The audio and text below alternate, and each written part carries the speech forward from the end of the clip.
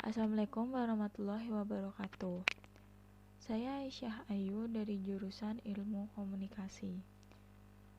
Video kali ini saya buat untuk memenuhi ujian akhir semester mata kuliah komunikasi antar pribadi tentang mendengar. Sebagian besar manusia menyukai saat mereka didengar. Namun terkadang mereka lupa bagaimana cara mendengar dan menjadi pendengar yang baik. Mendengar bukan hanya mendengar saja, namun mendengar membutuhkan skill.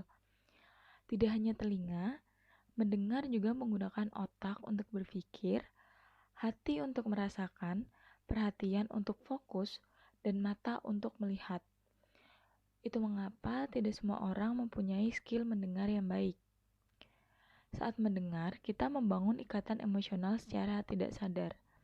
Ini menyebabkan kita dapat merasakan energi dan emosi orang yang kita dengar.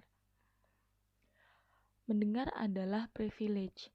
Ketika ingin didengar, seseorang akan memilih siapa yang menurutnya dapat dipercaya. Mendengar dapat membangun rasa percaya orang lain kepada kita.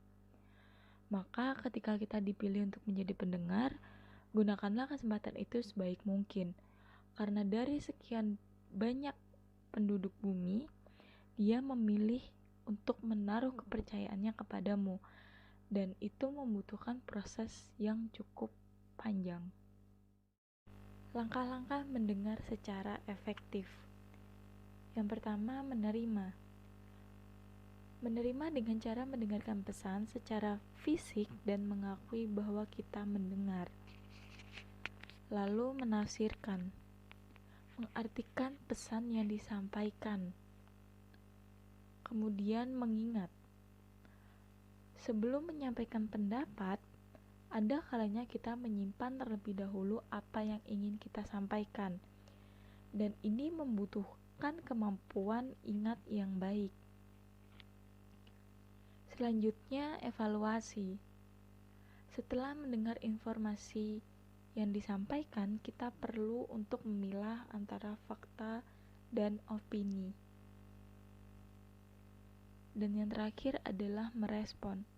Ini waktunya untuk kita menyampaikan apa yang ingin kita sampaikan tadi. Menjadi pendengar membutuhkan praktek dan cara yang unik. Melewati proses trial and error agar menemukan cara yang tepat. Kita tidak bisa menyamakan respon yang kita berikan antara satu orang dengan orang lainnya, mengingat setiap orang mempunyai batasan dan kesensitifan masing-masing. Kita juga perlu memperhatikan lawan bicara kita, laki-laki atau perempuan, kepribadiannya ekstrovert atau introvert, dan batasan-batasan yang ia punya lainnya. Dekat atau tidaknya kita juga akan berpengaruh pada cara kita mendengar. Membuat orang merasa dihargai akan menjadi nilai plus. Ini adalah hal yang cukup sulit namun juga mudah. Kesensitifan yang dimiliki individu memang berbeda-beda. Alih-alih membuatnya merasa dihargai, kita malah membuatnya merasa tersinggung. Kesimpulannya, menjadi pendengar memanglah membutuhkan skill yang dikatakan susah-susah gampang. Terkadang, orang hanya ingin didengar tanpa mencari jalan keluar. Banyak mendengar, banyak belajar. Hati-hati saat berbicara, berkata jujur tanpa menyinggung.